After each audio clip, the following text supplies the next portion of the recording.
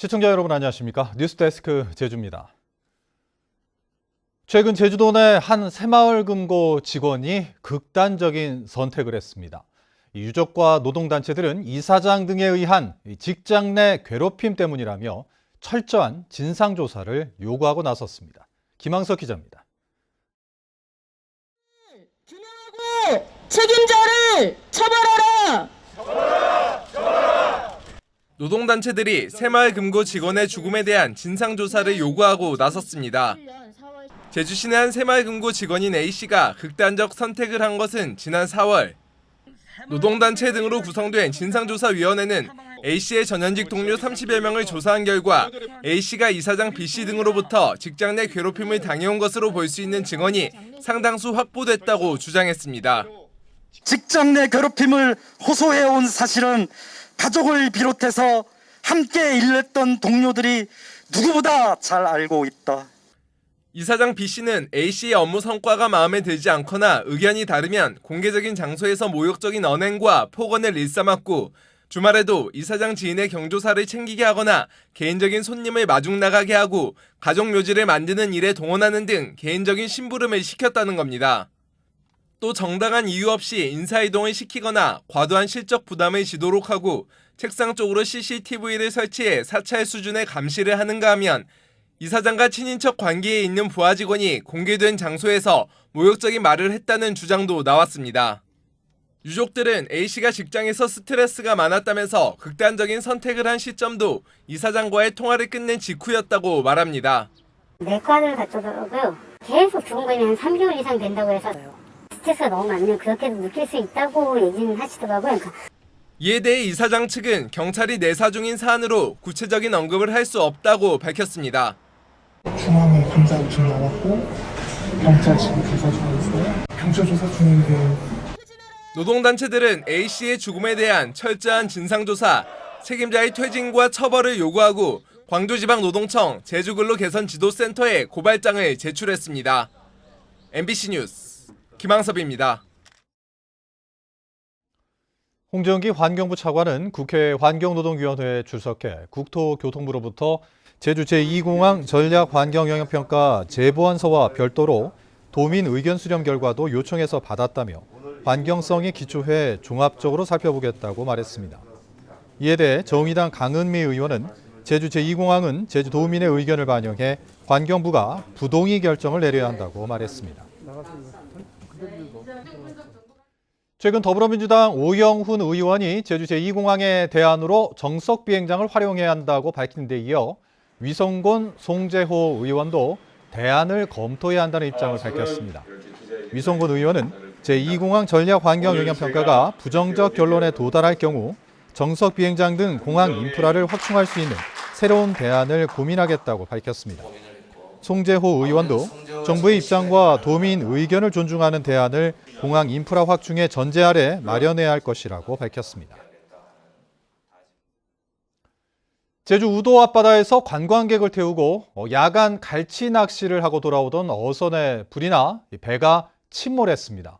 낚시객과 선원 등 16명은 다행히 인근 어선의 도움으로 모두 구조됐습니다. 박성동 기자입니다. 바다 한가운데 붉은 불길이 어선 한 척을 완전히 집어삼켰습니다. 시뻘건 불길과 함께 검은 연기가 쉴 새 없이 피어오릅니다. 오늘 새벽 5시쯤 제주시 우도면 북동쪽 8km 해상 9.7톤급 낚시어선에서 원인을 알 수 없는 불길이 치솟았습니다. 시동을 건 직후 기관실 쪽에서 시작된 것으로 추정되는 불은 순식간에 배 전체로 번졌습니다. 화재 당시 배에는 야간 갈치 낚시 체험에 나선 관광객 14명과 선장, 선원 등 16명이 타고 있었습니다. 한 5분이나 이렇게 늦게 가서는 다 물에 빠져야 돼요. 배가 뒤에서 불이 나면서 다 타오면서 사람들이 전부 앞에 가 있더라고요. 낚시객 중 일부는 불길을 피해 바다로 뛰어들었습니다. 화재 선박에 타고 있던 선장과 승객들은 함께 낚시를 나간 같은 선단선에 의해 모두 구조돼 1시간여 만에 이곳 오조항으로 입항했습니다. 승객 4명은 타박상과 저체온증 등으로 병원으로 옮겨졌습니다. 불이 난 어선은 불에 취약한 강화 플라스틱 섬유 소재로 만들어진 데다 연료로 경유 2,000여 리터를 싣고 있어 해경은 진화에 어려움을 겪었습니다. 어선은 5시간 만에 선체가 모두 탄 채 침몰했습니다. 수심이 130m이기 때문에 아직 지금까지 계속 수색하고 있으나 선박은 발견되지 않고 있고, 그리고 항해에 위험하거나 그러지는 않은 것으로 예상되고, 그래서 해안가로도 밀리지 않을 것 생각이 되는데, 해경은 구조 당시 승선 인원 대부분이 구명조끼를 입지 않고 있었다는 목격자 진술에 따라 안전 규정이 제대로 지켜졌는지 확인하고 있습니다. 또 지난해부터 13명 이상 탑승하는 낚시어선에 반드시 설치해야 하는 구명 뗏목이 있었는지 여부 등도 집중 조사할 계획입니다. MBC 뉴스 박성동입니다. 제주는 어제와 오늘 코로나19 확진자 8명이 추가돼 누적 확진자가 1,242명으로 늘었습니다. 확진자 8명은 확진자 접촉자와 다른 지역을 방문한 도민, 제주를 찾은 관광객과 해외 입국자 등으로 확인됐으며 2명은 감염 경로를 파악 중입니다. 최근 일주일 새 하루 신규 확진자는 3.29명으로 감염 재생산 지수는 0.525로 유행 억제 상태인 1 미만입니다. 제주시 한천의 자연재해 위험 개선지구 정비 사업이 늦어지고 있다는 소식 어제 이 시간 전해드렸는데요. 재해 위험 개선지구 정비 사업 대부분이 침수 원인에 대한 명확한 조사 없이 이루어지다 보니 곳곳에서 주민 반발 등에 부딪혀 차질을 빚고 있다는 지적이 나오고 있습니다. 박주영 기자입니다. 터파기 공사가 한창인 제주시 조천읍의 한 저류지. 집중호우에 더 많은 빗물을 가두기 위해 바닥을 3m씩 더 파내고 있습니다. 하류에 위치한 북촌리 해동마을이 큰 비가 올 때마다 침수되는 피해가 잇따르자 지난 1999년 자연재해 위험 개선지구로 지정돼 공사가 진행되고 있는 겁니다. 하지만 예정됐던 소하천 배수로 확장 사업은 지난해 취소됐습니다. 해동마을 주민들이 소하천의 배수로를 넓히면 인근 다른 지역의 빗물까지 마을로 유입될 거라며 반발하고 나섰기 때문입니다. 수하천으로 인한 상당한 피해를 받는데도 또 대하천이란 이런 계획을 갖고 다른 지역의 물들을 다 우리 마을로만 영입시키면 우리 마을은 큰 피해가 있다. 지난해 자연재해 위험 개선지구로 지정된 제주시 구좌읍 월정리도 사업이 지연되기는 마찬가지. 호우 때마다 주거와 농경지가 침수돼 빗물 통로인 우수관을 연말까지 정비하기로 했지만 내년 초 이후쯤에야 완공될 전망입니다. 주로 만조에 해안 지역 우수관이 역류하면서 피해가 발생하는데 토지 매입 등을 이유로 착공이 3개월가량 지연됐기 때문입니다.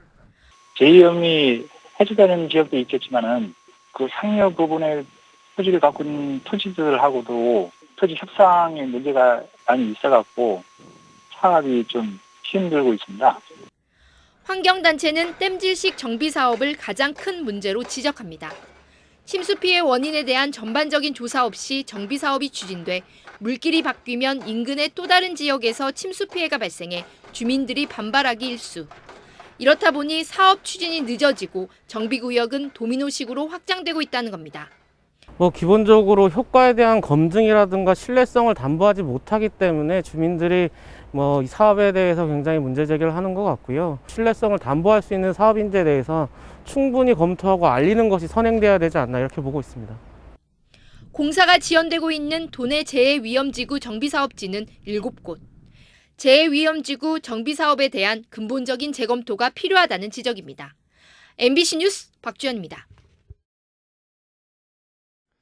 제주 부근 해상에 저염분수가 관측돼 제주도가 예찰에 나섰습니다. 제주도는 제주도 서북쪽 200km 해상에 25 PSU의 저염분수 덩어리가 관측돼 예찰 조사를 강화하기로 했습니다.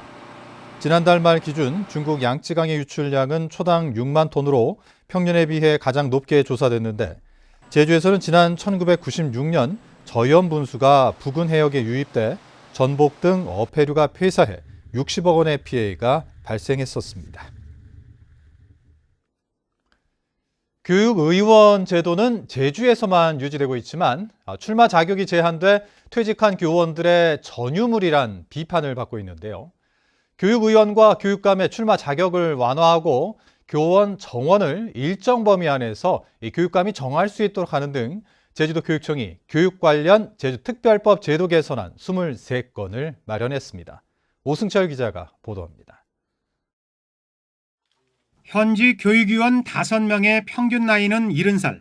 이 가운데 4명은 지난 지방선거에서 단독 출마해 무투표 당선됐습니다. 교육 경력 5년에다 현직 교사는 출마할 수 없어서 사실상 교원 퇴직자들의 전유물이나 마찬가지입니다. 다양한 연령대의 사람들이 교육위원 제도에 들어갈 수 있느냐.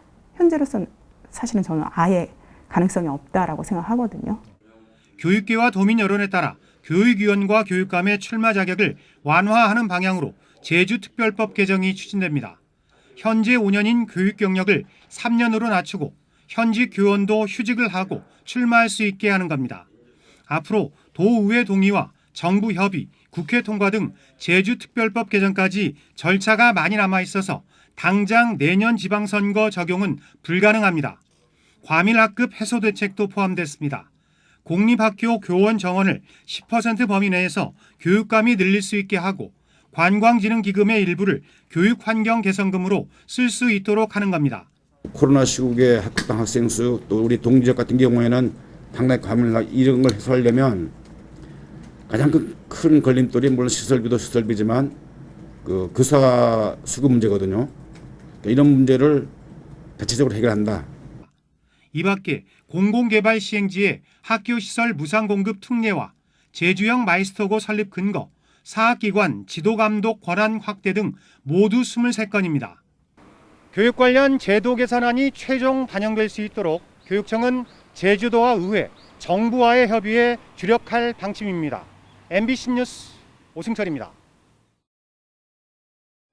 제16회 평화와 번영을 위한 제주포럼이 제주 해비치 호텔에서 개막했습니다. 제주포럼은 모레까지 국내외 20여 개 기관이 66개 세션에 참여해 팬데믹과 기후변화 대응 방안 등을 논의합니다. 내일 개회식에는 반기문 전 유엔 사무총장이, 모레 폐회식에는 김부겸 국무총리가 참석하며 코로나 방역을 위해 화상 참여 등 비대면 방식도 병행됩니다. 대법원 2부는 가짜 여론조사 결과를 지역 구민에게 알려 공직선거법 위반 혐의로 기소된 더불어민주당 양영식 제주도 의원의 상고심에서 벌금 150만 원을 선고한 원심을 깨고 사건을 광주 고법으로 돌려보냈습니다.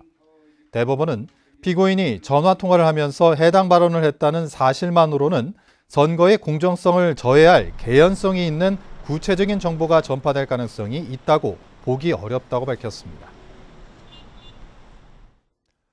경기 남부경찰청 강력범죄수사대는 김우남 한국마사 회장을 강요 미수와 업무방해 혐의로 기소해야 한다는 의견으로 검찰에 송치했습니다.